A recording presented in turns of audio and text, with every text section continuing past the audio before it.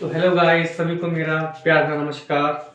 ओजी English classes में आप सभी का स्वागत है।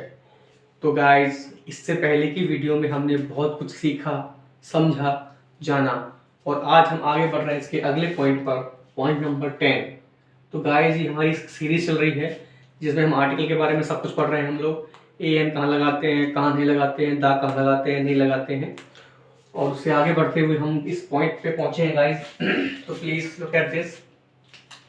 अगला पॉइंट हमारा point number 10, please focus on it. The is used before the names of parts of body. कहने का मतलब ये है, द का यूज हम वहां करेंगे जहां हम अपने बॉडी का जो बॉडी है, इसमें जो भी उसका नाम है उससे पहले हम द लगाते हैं। ठीक है, हमारे जो शरीर के बारे में है उसके बारे में सब कुछ है यहाँ पर। जैसे मान लो मैंने अभी बोला she hit on the head.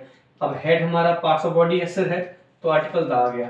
ठीक है, he looked her in the आई। अब आई आंखें हैं, पार्ट्स ऑफ बॉडी है तो आर्टिकल आ गया, द आ गया। He was shot in the leg. Leg हमारा पैर है, ठीक है, और उससे पहले हमारा आर्टिकल आ गया। ठीक है गाइस, तो अब इसका एक नोट बना के मैं यहाँ पे लिख के लेके आया हूँ, जिसमें बता रहा हूँ मैं किसी बीमारी से पहले हम दा का यूज करते हैं। जो पार्ट्स ऑफ बॉडी है उसके साथ तो करते हैं, बट कोई बीमारी आ जाए उसके रिगार्डिंग भी हम लोग करते हैं। ठीक है, मान लो पॉइंट नंबर 1 लिखा है मैंने, कैंसर ऑफ द लंग्स, यानी कि किसी इंसान को कोई बीमारी है कैंसर की, तो कहाँ पे हुई है वो जो उसका जो फेफड़ा है उसमें जो उसको कैंसर है उससे पहले हमने दा लगा दिया। ठीक है, inflammation of the throat. Throat means गला, उससे पहले लगा दिया दा, और ये हमारी बीमारी है। इसको हम बोलते हैं हिंदी में, आई थिंक सूजन बोलते हैं गाइस। क्या बोलते हैं? सूजन। इन्फ्लेमेशन मतलब सूजन। ठीक है, तो इसका अगला जो नोट है आप देखेंगे यहाँ पर, if the name of parts of body is used a singular countable noun a an used before it. कहने का मेरा मतलब ये है, ओह मच्छर हट। कहने का मतलब ये है कि अगर हम किसी पार्ट्स ऑफ बॉडी को अगर सिंगुलर काउंटेबल नाउन आपको बताना है, जैसे मैंने आपको बताया होगा इससे पहले वीडियो में, म्यूजिकल इंस्ट्रूमेंट्स वगैरह हैं उसके रिगार्डिंग, वैसे ही इसमें हमें बताना है। तो जैसे मान लो मैंने बोला simple, a cow has a mouth. एक गाय का एक ही मुंह होता है, तो हमने उसको गिनने के सेंस में बता रहे हैं। ठीक है, a dog has a tail. कुत्ते की एक पूंछ होती है। ठीक है, a cow has 4 legs। A cow has 4 legs, यानी एक गाय के 4 पैर होते हैं। ठीक है, तो आपने देखा यहाँ पर, अगर मुझे किसी पार्ट्स ऑफ बॉडी को काउंटेबल बताना है सिंगुलर में, पर यहाँ पे मैंने 4 लिखा है, वो बताने के लिए लिखा है कि जरूरी नहीं है कि ए का यूज हम करें। मैंने आपको बता दिया कि अगर उसको हमें गिनना है तो हम उसको लगाएंगे ए और एन। अगर इससे ज्यादा है तो 2 लगाएंगे, बाकी तो पता है गिनना है तो एक बोलेंगे तो एक आएगा, 2 बोलेंगे तो 2 आएगा, सिंपल सी बात है। तो ये सब चीजें हैं।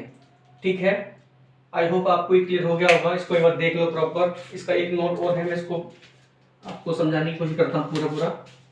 इसको देख लो आप एक बार, इसको मिटा दो यहाँ पर इसमें कुछ फ्रेजेस हैं गाइस छोटे से, जो इससे पहले वाली वीडियो में थे, कुछ यहाँ भी हैं, तो वो आपको सिर्फ याद करने हैं। 2-3 ही है बस, ज़्यादा नहीं है। तो और भी होंगे, बट इंपॉर्टेंट जो है फॉर एग्जाम के पर्पज से वो तो नहीं है।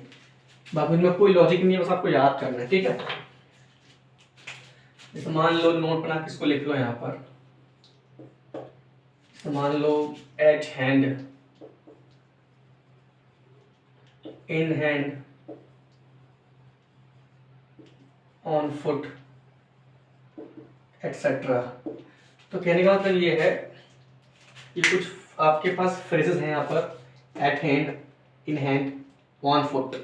तो इन सब में दा का यूज हम नहीं करते हैं। हालांकि भले ही ये आपको दिख रहा होगा सर ये तो पार्ट्स ऑफ बॉडी है ना, तो बट हमारे कुछ ये फ्रेजेस हैं, इसको यहाँ लिख देता हूँ, फ्रेजेस है ना। तो there is no logic, there is no logic. ठीक है,